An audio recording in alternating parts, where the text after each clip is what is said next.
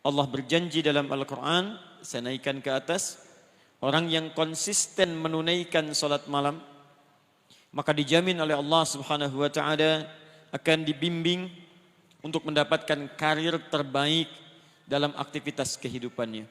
Terbaik di sini bukan sekedar mendapatkan harapan menempati posisi tertinggi, bukan. Tapi posisi yang terbaik untuk memberikan maslahat pada dunia dan akhirat Anda.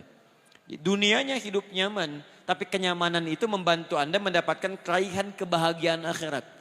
Anda hidupnya tenang, asetnya banyak, kekayaan melimpah, tapi dengan semua itu Anda tetap dekat dengan Allah Subhanahu wa Ta'ala.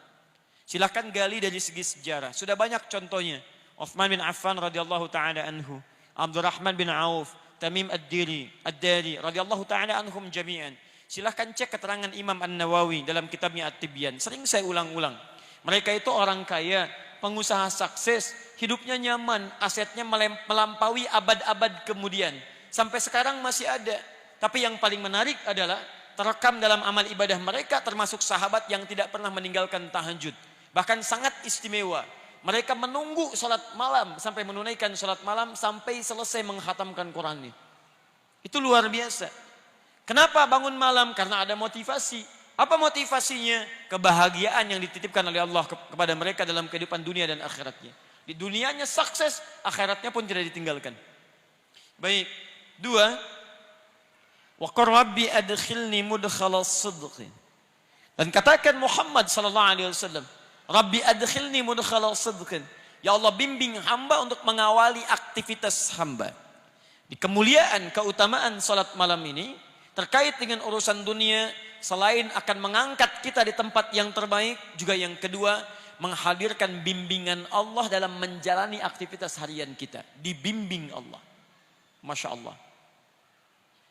Tidak ada yang paling membahagiakan, menyenangkan, mendamaikan, kecuali seorang hamba yang setiap aktivitasnya dibimbing oleh Allah Subhanahu wa Ta'ala. Misal, maaf, saya lukiskan begini. Anda kalau bekerja dibimbing direktur nyaman tidak? Nyaman. Di jalan dibimbing, dijaga, bahkan dituntun Pak Polisi, lancar tidak jalannya? Lancar. Sekarang Anda dibimbing oleh yang menciptakan direktur Anda, yang menciptakan polisi, yang menciptakan segala makhluk. Maka tidak ada yang susah bagi segalanya. Kembali pada Allah Subhanahu wa Ta'ala. Karena itu setiap orang yang mendapatkan bimbingan Allah, maka pasti dalam hidupnya mendapatkan kebahagiaan dan kesuksesan. Nah, jika Anda ingin dibimbing oleh Allah Subhanahu wa Ta'ala, maka di antara amalan spesifiknya ada amalan-amalan dasar standar seperti salat, infak, baca Quran, Al-Baqarah ayat 3 sampai dengan ayat 4-nya. Tapi ada yang paling istimewa, yang kalau Anda kerjakan ini dari ujung kepala sampai ujung kaki Anda mendapat bimbingan Allah Subhanahu wa Ta'ala. Begitu mau jalan, langkah Anda dibimbing Allah. Anda tidak akan melangkah pada yang tidak disukai oleh Allah Subhanahu wa Ta'ala. Jangankan yang maksiat, yang membuat Anda sulit pun Anda akan dipalingkan. Misal, Anda mau jalan nih, di jalan ada kemacetan yang menimpa musibah secara umum. Orang terjebak macet, tiba-tiba baru Anda keluar, ada tiba-tiba datang kepada Anda, Pak, jangan lewat situ, macet. Ah, masa sih? Tadi saya melihat tidak macet, itu tadi Pak, sekarang macet. Belok. Allahu Akbar. Begitu Anda kunjungi tempat, Pak, jangan yang itu Pak, yang lain saja. Kenapa? Di situ tidak cocok buat Bapak. Ada seorang masuk ke sebuah toko, dia terbiasa rajin menunaikan malam ini, ibadah ini. Allahu Akbar. Begitu mau masuk dan masuk ke rumah makan, tiba-tiba dengan sopan penjaga yang mengatakan, maaf Pak, di tempat ini nampaknya agak kurang cocok dengan Bapak. Kenapa memang? Akan lebih baik di tempat yang lain saja Pak. Baik, karena makanan-makanannya tidak dicantumkan logo halalnya, tapi ketika melihat orang ini tiba-tiba mengatakan, memberikan dari awal, Pak, jangan di sini, tempat lain lebih baik untuk Bapak. Coba bayangkan, baru dari kakinya, belum pandangannya, belum lisannya, belum telinganya, belum tangannya. Awas, kalau Anda selama ini sholat malam, belum mendapatkan yang ini, berarti ada yang salah dengan cara sholat malam Anda. Anda rajin tahajud, tapi lisan Anda tidak dijaga oleh Allah. Ada yang salah Anda dalam sholat malamnya. Mustahil ahli tahajud lisannya mudah mengeluarkan kalimat yang tidak disukai oleh Allah. Karena lisan dia dibimbing Allah. Jadi kalau Anda ahli sholat malam dan Anda menyalahi ketentuan Allah, Kata Allah jangan mencela. Quran surah 49 ayat 11 sampai dengan 12. Ya ayyuhalladzina amanu la yaskhar qaumin qaum, jangan saling cela. Anda bangun malam tapi Anda mencela, salah tahajud Anda. Salah salat malam Anda. La yaqtab ba'dukum ba'dha, jangan gosip. Ibu masih gosip. Maaf. Salah salat malam ibu. Saya tidak Ustaz, alhamdulillah. Tidak seperti ukhti itu tuh. Sama. Semua. Memang lisannya tidak bicara, tapi tangan itu yang nulis status, itu yang mencela orang, itu yang gosipkan orang, itu yang nyebarkan hoax, itu nyampaikan ini, itu salah. Sampai ke ujung kaki. Ini tolong koreksi ya, karena setiap ibadah itu ada indikator keberhasilannya. Anda tidak meraih itu, ada yang salah dalam pekerjaan ibadah Anda. Semua ibadah, bahkan jangankan sholat malam, sholat standar saja, yang 5 waktu, ukurannya salah satunya Quran surah 29 ayat 45. Innas salata tanha 'anil fahsya. Jadi kalau Anda benar salatnya, fahsya hilang, mungkar itu terbuang. Fahsya keburukan yang nampak datang lewat syahwat. Pornografi, porno aksi, LGBT itu fahsya. Di mustahil ada orang salat mengerjakan perbuatan tadi. Dia tidak mengerjakan tapi membela pelakunya, salah juga. Orang mengerjakan sunnah dicela-cela. Orang kemudian mengerjakan perbuatan fahsya dibela-bela. Ada yang salah dalam sholat dia. Jangankan sholat malam yang standar aja, dia masih di bawah standar. Sama dengan ban, bawah standar. Salah. Mungkar perbuatan yang diingkari oleh hati. Mencuri itu mungkar, bohong itu mungkar, korupsi mungkar. Maaf, membunuh mungkar. Luar biasa mungkarnya. Saya anjurkan tolong, ya, jangan berbuat kerusakan di muka bumi. Apalagi pembunuhan terhadap orang beriman itu sangat berbahaya. Itu saya ingatkan ya, hati-hati betul. Sekarang nampaknya mudah menghilangkan nyawa orang lain. Apalagi orang-orang yang sangat dekat dengan Allah Subhanahu wa taala. Jangankan level alim, ulama, ustadz, Anda level orang beriman biasa saja, taruhan Anda neraka jahanam tidak keluar dari situ. Quran surah 4 An-Nisa. Perhatikan, hati-hati, awas. Sampai dengan ayat 92-nya, paling kanan di pertengahan. Awas, hati-hati, hati-hati. Lihat baik-baik. Ada ancaman dari Quran. Wa may yaqtul mu'minan muta'ammida. Jika ada seorang merencanakan pembunuhan pada satu orang beriman, fajaza'uhu jahannam. Maka ancaman bagi orang itu neraka jahannam. Awas, khalidan fiha, kekal di dalamnya tidak akan keluar. Wa ghadiballahu alaihi, dan Allah murka kepadanya. Ya, maaf, masuk neraka jahannam saja sudah sulitnya luar biasa, apalagi masuk dimurkai Allah. Awas, hati-hati. Wa ghadiballahu alaihi wa la'anahu, dilaknat oleh Allah. Wa a'adda lahu 'adzaban 'azima, dan dijanjikan siksa berlipat di neraka jahanam itu. Enggak berlipat saja, sudah dahsyat apalagi dilipat. Hati-hati. Awas ya, hati-hati, hati-hati, karena kita bermohon pada Allah Subhanahu wa taala agar kita dilindungi dari perbuatan-perbuatan mungkar. Apalagi tingkat yang paling tinggi tadi, ya. Saya lihat ada banyak berita sekarang, kita doakan pada Allah Subhanahu wa taala. Semoga orang yang telah berbuat keburukan-keburukan dibimbing oleh Allah untuk kembali. Bertobat dia karena taruhannya luar biasa dahsyat. Awas, hati-hati ya.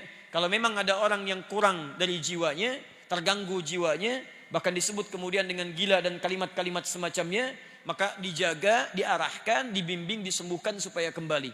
Ya, tapi hati-hati. Resiko terbesar untuk menyakiti orang lain sampai kehilangan nyawa adalah sesuatu yang sangat dahsyat. Dulu waktu kejadian di bom Tamrin, saya ke Lampung, kemudian ditanya, Ustaz, apakah bom di jalan Tamrin termasuk jihad fisabilillah? Saya katakan jihad fisabilillah itu jihad di jalan Allah, bukan di jalan Tamrin. Ya, ya. Tolong dijaga ya, orang-orang kurang sehat sekarang banyak, dan agak anehnya kok yang dicari para ulama, para ustadz dan sebagainya. Wa akhrijni mukhrajal sidqin. Dan dia dibimbing mendapatkan solusi dari setiap persoalan yang dihadapi. Solusi, diberi jalan keluar. Yang ini dibimbing ketika mengerjakan, yang ini dibimbing ketika punya masalah. Masya Allah. A dengan B sama-sama punya masalah. Masalahnya di rumah tangga. Persoalannya cukup sama. Masalah A dengan B sama. Yang paling luar biasa, A ini punya kedudukan tinggi luar biasa. Pendidikannya juga tinggi. S-nya sampai 3, S3. Masya Allah. Yang ini Masya Allah cuma S1 kerupuk 2. Ya. Pendidikan tinggi, harta melimpah, Masalah sama dengan keluarga, cuman karena persoalan perilaku dan sebagainya, beda pendapat sampai rame. Apa yang terjadi? Yang ini cuman dengan senyuman selesai. Sayang, Masya Allah, kayaknya kenal, selesai masalah. Kenapa? Oh Masya Allah. Mau kemana Pak? Mau ke hatimu. Oh Masya Allah, selesai masalah. Yang ini, wah Masya Allah, nyapa susah, kayak gak kenal. Padahal tiap hari itu yang dilihat, ke kamar itu yang dilihat, keluar itu yang nggak selesai-selesai. Yang ini rumah tangga tenang, keluar tenang, di kantor tenang, hatinya lapang, ke rumah makan tenang. Teh Mbak, Masya Allah, pakai gula, gak usah terlalu manis, yang penting setia. Oh luar biasa. Enak. Ayo bikin status. Kayaknya besok pagi ada yang praktek di rumah itu. Jadi teman-teman sekalian, jadi orang-orang yang dekat dengan Allah, dia merajut hubungan dengan Allah Subhanahu wa taala, maka Allah akan jaga dalam setiap persoalan hidupnya. Di kantor dia nyaman, di kampus dia tenang. Ada orang yang besok ujian luar biasa sibuknya. Masya Allah. Bahkan disebut luar biasa, ada kalimat minggu tenang, padahal tidak tenang pada saat itu. Belajar sana, belajar sini. Tenang di mana? Pikir sana, pikir sini. Tapi sebagian orang ada yang santai saja. Orang ke kelas, dia ke masjid. Dia baca, dia juga baca. Dia bangun malam harinya. Esoknya tenang dia hadapi. Luar biasa. 4. Waj'al li min ladunka sultanan nasira. Ini yang dahsyat. Ini yang dahsyat. 4. Allah akan lindungi dia langsung dari pihak-pihak yang ingin mencelakainya. Dilindungi oleh Allah.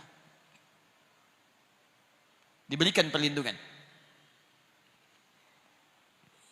Bisa beda-beda caranya nanti, ya. Bisa beda-beda, lain-lain caranya. Teman-teman sekalian, saya berikan contoh yang paling dahsyat. Ayat ini diantaranya turun memberikan keterangan saat Nabi SAW dikepung oleh banyak pemuda. Ada yang menyebut 100 pemuda.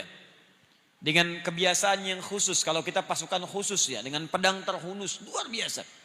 Dikepung satu rumah. Di dalamnya direncanakan 3 orang. 1. Nabi SAW.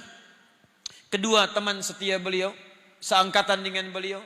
Sedekat usia dengan beliau. Abu Bakar As-Siddiq. Sehidup dengan beliau. Semati di samping beliau kuburnya. Sesurga dengan beliau. Mertua beliau orang yang sangat mulia dan sangat disayangi oleh Nabi sallallahu alaihi wasallam.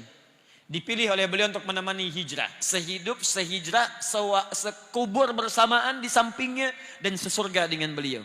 Abu Bakar As-Siddiq. Sangat keterlaluan kalau ada orang-orang yang mencela Abu Bakar As-Siddiq. Ya, dia tidak hidup bersama Nabi, tidak menemani Nabi saat hijrah ke Madinah. Dikubur tidak di samping Nabi, surga belum jelas. Jangankan dengan Nabi, masuk surga aja belum tentu jelas. Berani mencela seseorang yang jadi mertua Nabi, kerabat Nabi, hidup bersama Nabi, hijrah dengan Nabi, wafat kuburnya di samping Nabi, dijamin surga lewat lisan Nabi. Anda siapa?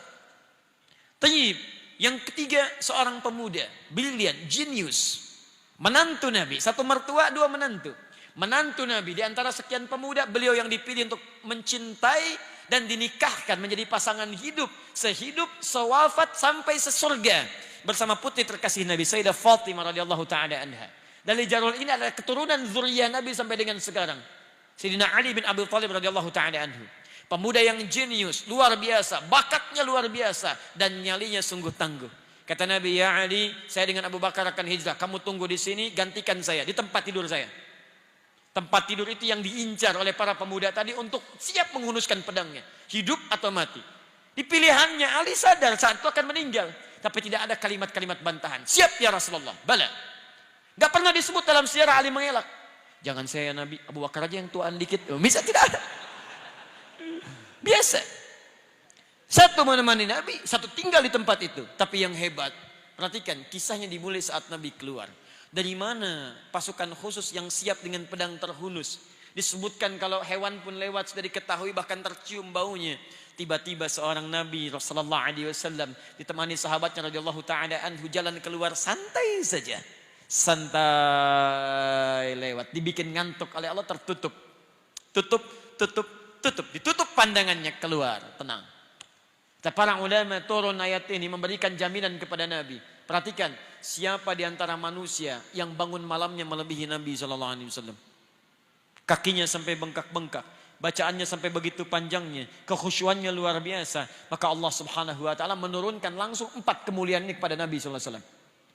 Silakan, maqam mahmuda angkat, aktivitas dibimbing, masalah diberikan solusi. Begitu ada yang ingin mencelakai Nabi SAW, Allah berikan perlindungan terbaik. Maka teman-teman sekalian, 4 ini bila terkumpul kemudian dalam kehidupan kita, ingin Anda raih, salah satunya dawamkan amalan pada malam hari ini.